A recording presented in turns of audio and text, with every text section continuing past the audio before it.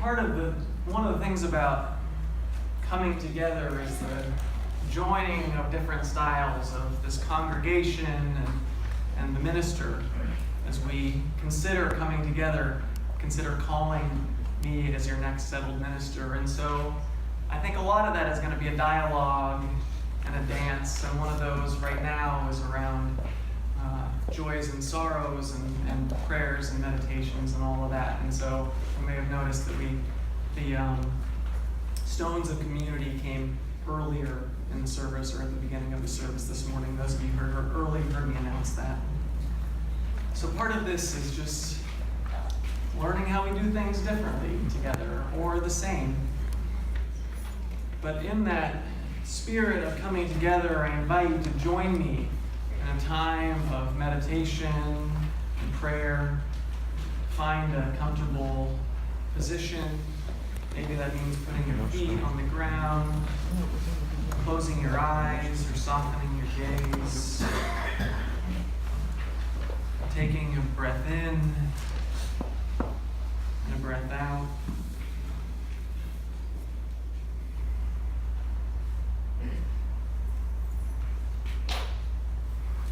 In gatherings, we are stirred like the leaves of the fall season, rustling around sacred trees, tossed hither and yon, until we come to rest together, quietly, softly.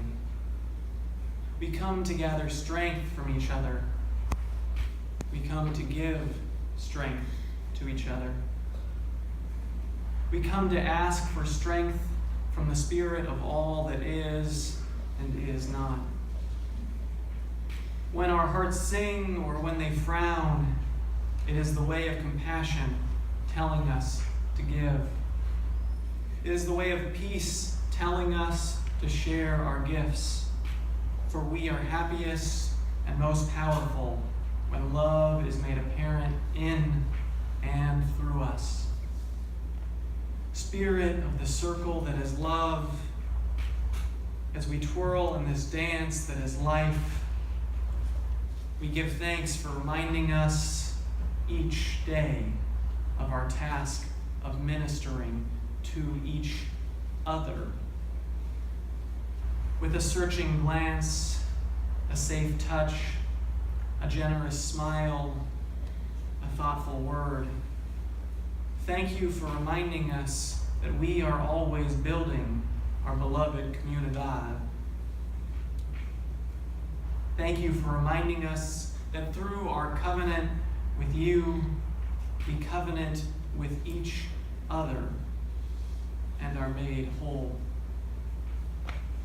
In gratitude, we celebrate with open hearts and minds. We discover who we are, separate from each other and within one another. In the circle that holds all life, may we ever work toward widening its boundaries until there are none.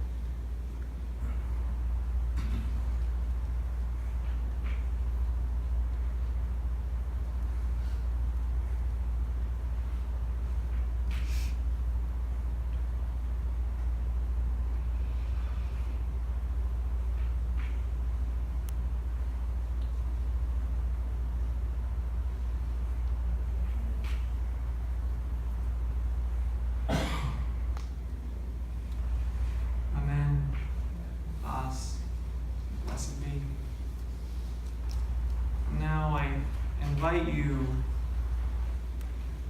at this moment. We're going to speak into this space the names or occasions that that we hold in our hearts, that we wish to share with this community, those joys and sorrows that may be on our hearts or minds this week. And after I ring the bell, I invite you to speak them into this space.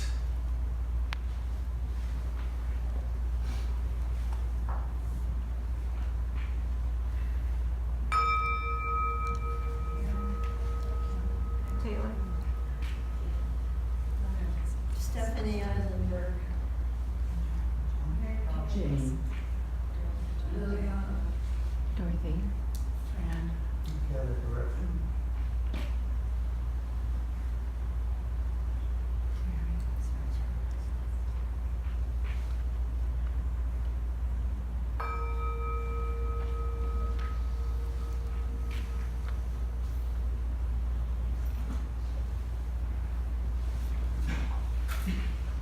For the names that have been spoken and those that remain in the silent sanctuary of our hearts, we offer them into the embrace of this loving community.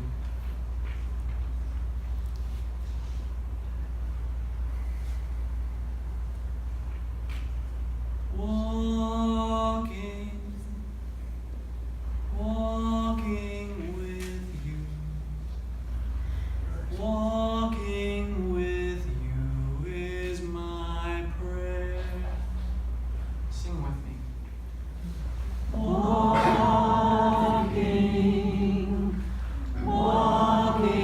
with you, walking with you is my prayer. Singing. Singing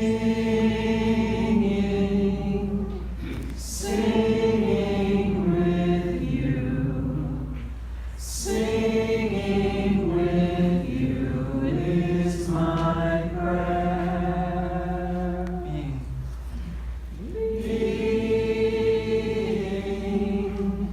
Being with you, being with you is my prayer.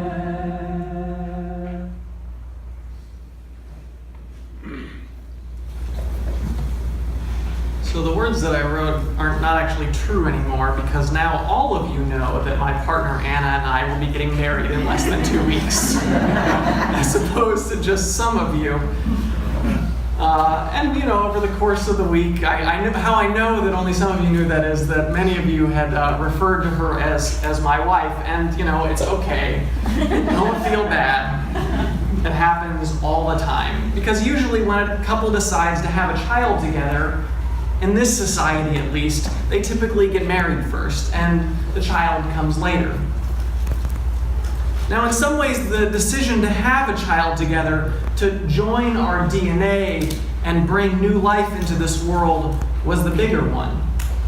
A commitment to caring for another human being for 18 years, or let's be realistic, 25 years and longer.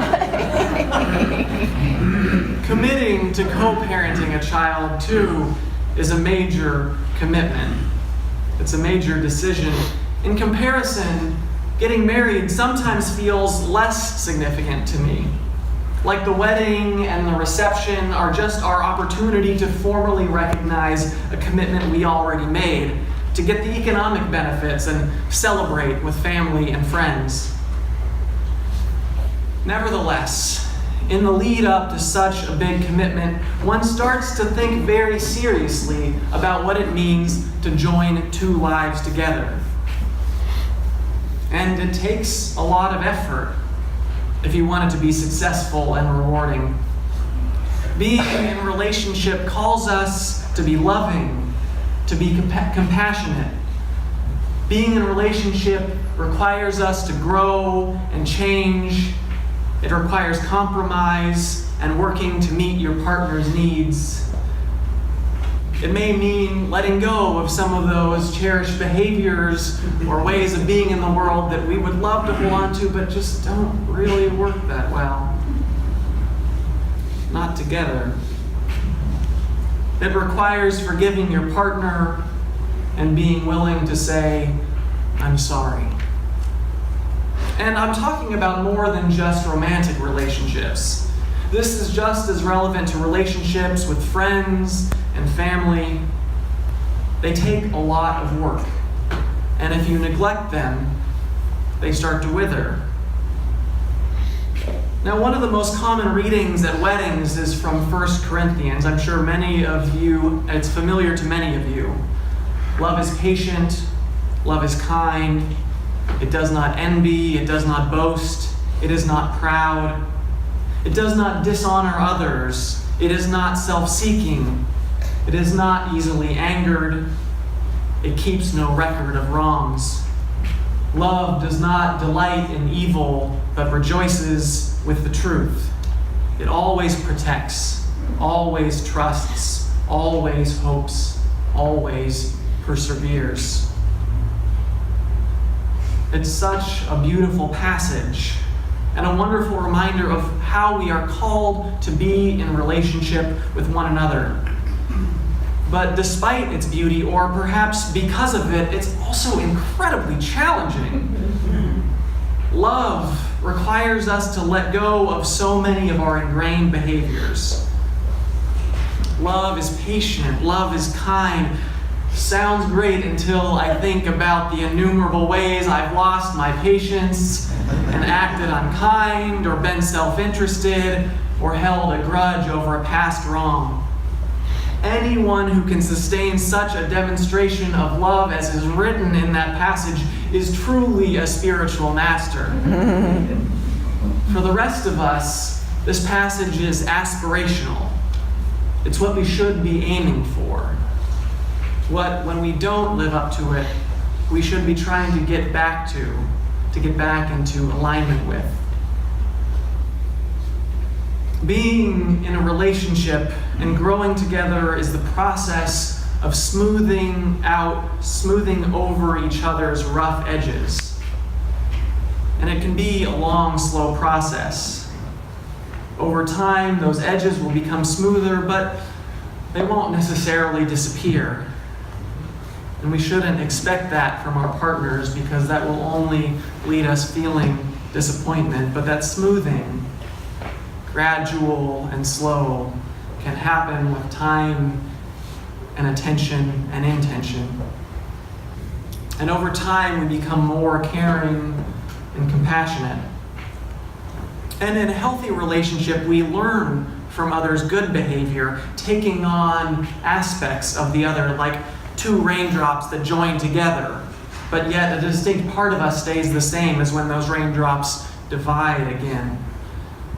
So I'm a procrastinator because I find that I'm more focused with a looming deadline, and I think procrastinators actually get a bad rap. But the reality is, and it has its problems, I want to be clear, but I've also found that being a procrastinator helps me to be more present in the moment with what's going on right now and respond to life as it unfolds, to just kind of move and flow with things.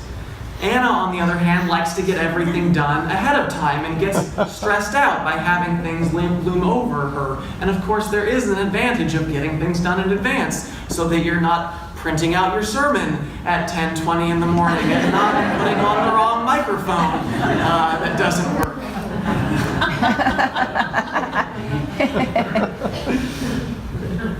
So we try in fits and starts to meet in the middle.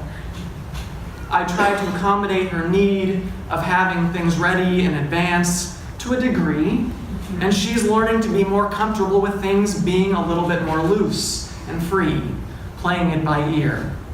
And I think as comfortable as it sometimes uncomfortable as it sometimes may be, it's been a good growing experience for both of us. Of course, that reading about the raindrops leaves open the possibility of influencing each other's for the worse as well. So it's always important to keep in mind how we show up for each other and with one another. A healthy relationship calls us to our highest selves and should help us learn to learn and grow and develop together.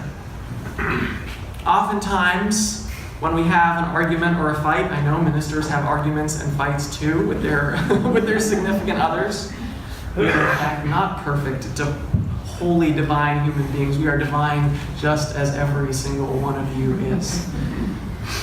So when we get in our arguments, our fights, my first inclination, as it is for so many of us, is to get defensive and rationalize and justify my position or my behavior. I start to focus on what the other person did wrong. Sometimes, if this is just the latest variation of a common fight, I wonder, do I really want to keep having this argument for the rest of my life? But after some time, I'll try to reach out, to apologize for how I showed up in that moment, and reconnect. And over the course of years, this process has become easier and faster. It might require getting some space, taking a walk, or listening to some feel-good music, which for me is Paul Simon's Graceland. But the time until we start to reconnect seems to grow shorter, and I grow more certain that our relationship can handle this blip. But what if your relationship, whether it's a romantic one or one with a friend or a family member, seems to be an endless series of fights where the good times are dwarfed by the tough times? Sometimes, for our own safety, happiness, or mental well-being, we have to make the decision to sever a relationship or distance it. The idea that you should stick with a relationship that is toxic or abusive out of some idealized commitment to self-sacrificing love and improving that other person is incredibly dangerous. Unfortunately, it's a message that is often taught to women in our society, particularly for those whom religion tells them that keeping the family together or honoring the marriage is the highest good. But really, it can affect all of us, regardless of gender or religious belief and upbringing. Sometimes leaving is the most loving thing you can do, either for yourself or for the other person. But what if your relationship is not at that point? You still feel that sense of love and compassion, but you may have to struggle a little bit more to find it in the day-to-day. What are the things you can do to strengthen that relationship and keep yourselves closer together? I think it helps to remember things about the other person that you appreciate, that you often take for granted. Making a list of them may be useful, and it's certainly going to be more meaningful to the relationship if you tell the person what it is you appreciate about them. Because we all like to be appreciated, and then we can reciprocate that appreciation back. Another tool I learned about through the life coaching model that Anna is a part is the green lens. So when you see someone who is acting in a way that upsets or irritates you, or whom we're in opposition to, it's easy to see them in a negative light, or through what you might call a red lens through which that person is filtered. We may have thoughts about them such as, oh, this person is terrible and everything they do is wrong. Or, all they do is cause problems. I don't want to have anything to do with them. And it makes it harder for us to see their inherent worth and dignity. And if we get so caught up in seeing someone in that light, it makes it harder, near impossible, to see the gifts they have to contribute. But we can choose to see them positively by looking at them through the green lens. The practice of seeing someone through the green lens is to look at that person or hold them in their mind's eye, and maybe you want to just bring someone, maybe not the most challenging relationship, but if you want to participate in this practice, I invite you to do this. Just hold them in your mind's eye. And to repeat these phrases, and you can say this silently. This person is a hero, whole and complete. This person has goals, dreams, and a desire to make a difference. This person has all of their own answers. This person is contributing to me right now. This person deserves to be treated with dignity and respect. You see, underneath that person's thoughts and feelings and behaviors, there's the core of that being.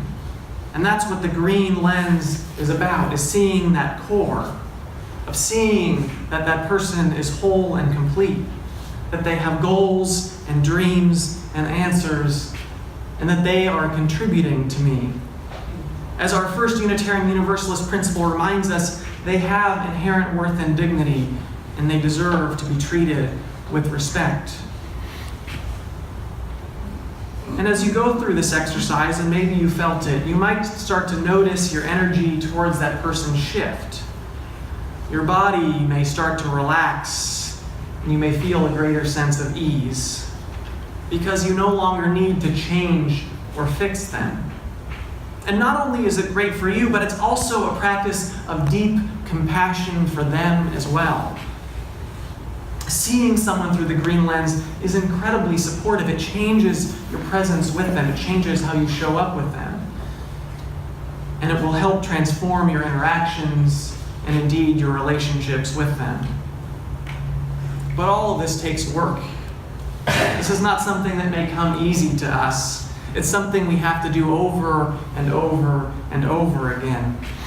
When you're coaching someone, when you're not seeing through the green lens, you're just asked to go back to looking at them. Just notice and go back to seeing them through the green lens, to keep coming back to it. That's why it's called a practice.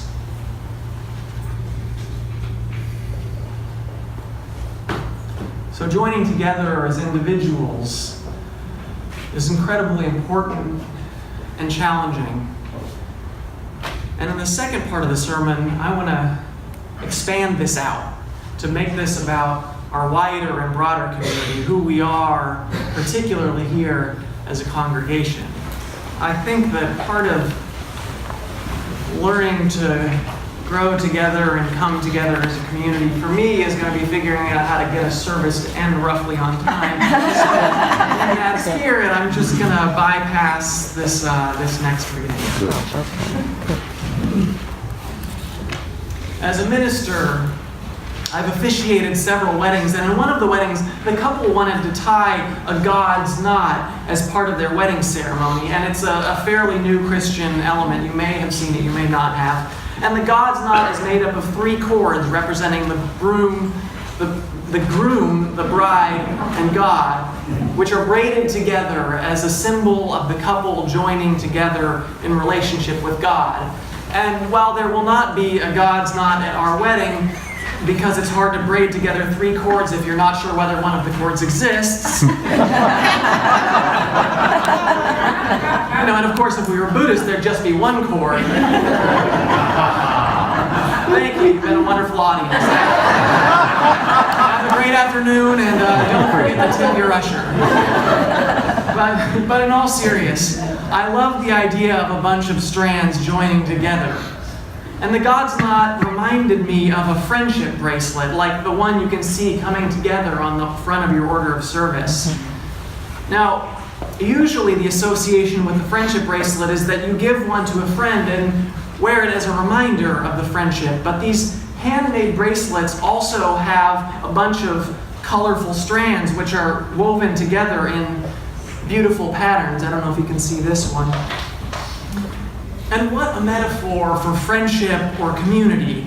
All of the individual strands of our beings woven together into an even more bright and vibrant and beautiful whole. And by weaving together all of those strands, the community also becomes stronger than any of its individual strands as they would be on their own. So what does it take to come together as a community? I think a key part of it is making space for other people and the way they show up in community. So if you think about this religious community as a house, it was a house that was built and decorated to suit the needs and desires of those already living here. And in that way, this house may feel very comfortable for those who live here or there. And indeed, some of us who come to visit this house, it may fit our needs as well, so it may feel very comfortable for us.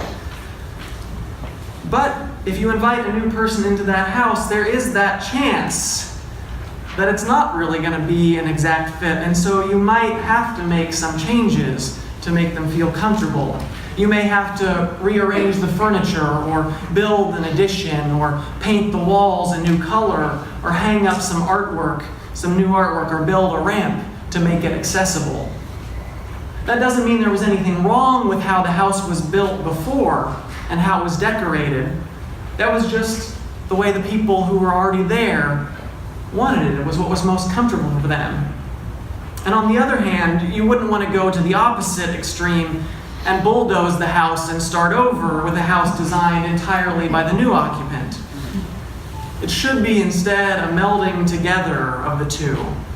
It may not be exactly how either occupant would make the home if they were making every decision by themselves, but it has enough from each person where they can both feel comfortable.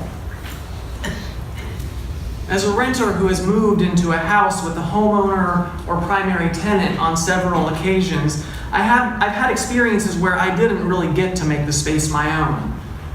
It was like I was a boarder who just paid rent, and I never really felt comfortable there, and those places never truly felt like home. In the homes that felt comfortable to me, I was allowed to bring myself, to hang up my spice racks and my artwork, to listen to NPR in the mornings and blast hip-hop at night, and to tear out some grass and plant some vegetables. Calling a minister is in some ways like that. Hopefully, if you call me, it's not because you want someone who will just continue things as they have been done.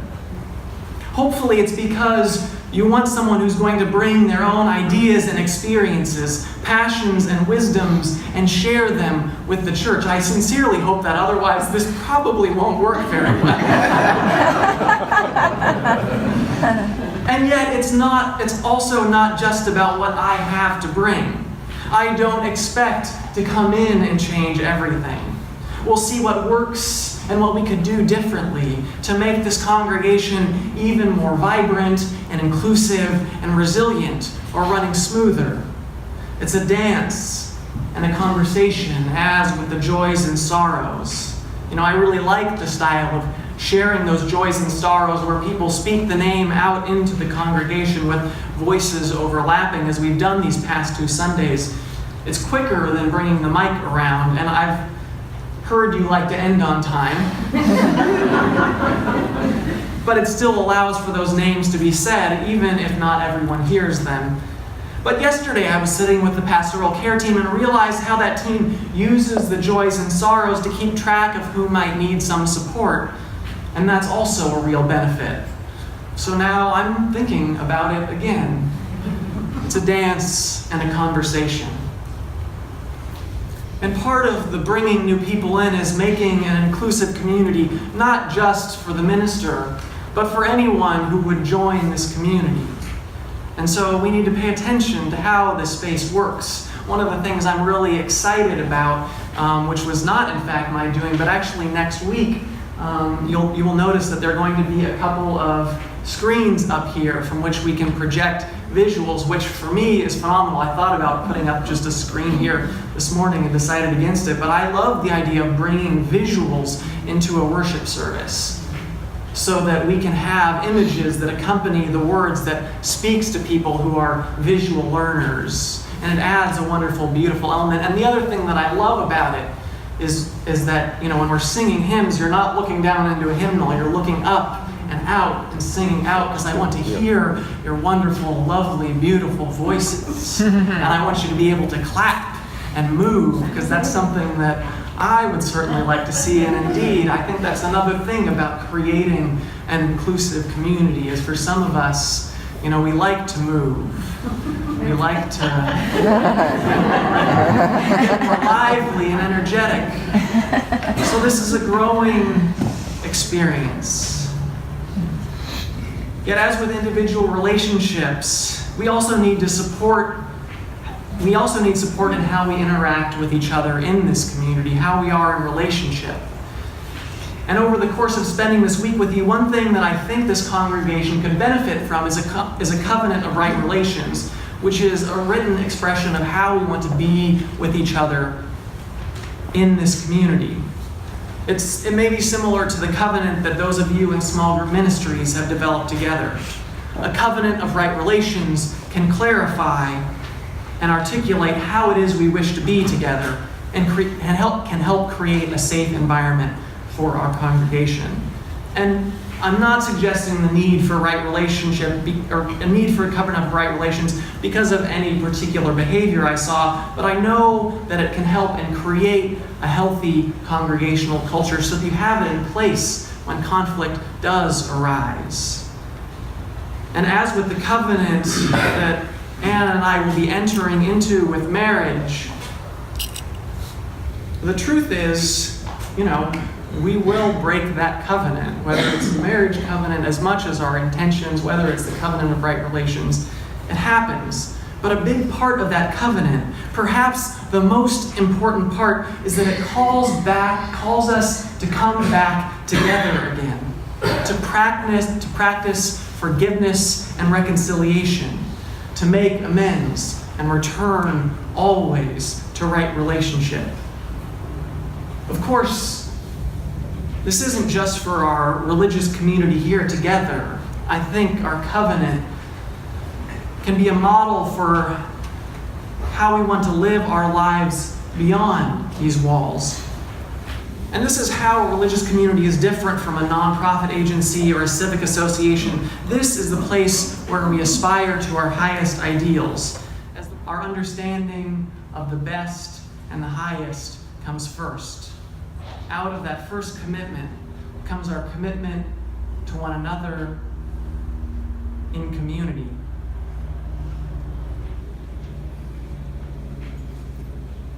We join together because we know as a community we are greater than the sum of our parts.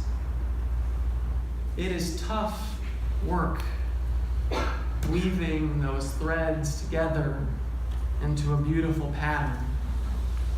But we know when we weave them together, even though we may have to take out those small mistakes and try it over again, or sometimes you may leave it in just to add some variability, but we know that when we weave it together, we create something that is more beautiful, more vibrant, and more resilient than any of those strands would be on their own. And in that community, which encourages us to grow along with each other, aspiring to our highest selves, that is when we start to approach that highest aspiration, that vision of beloved community, where all souls are held and cared for and supported and loved. And from there, that community, that beloved community, can do amazing things within its walls and beyond. May it be so.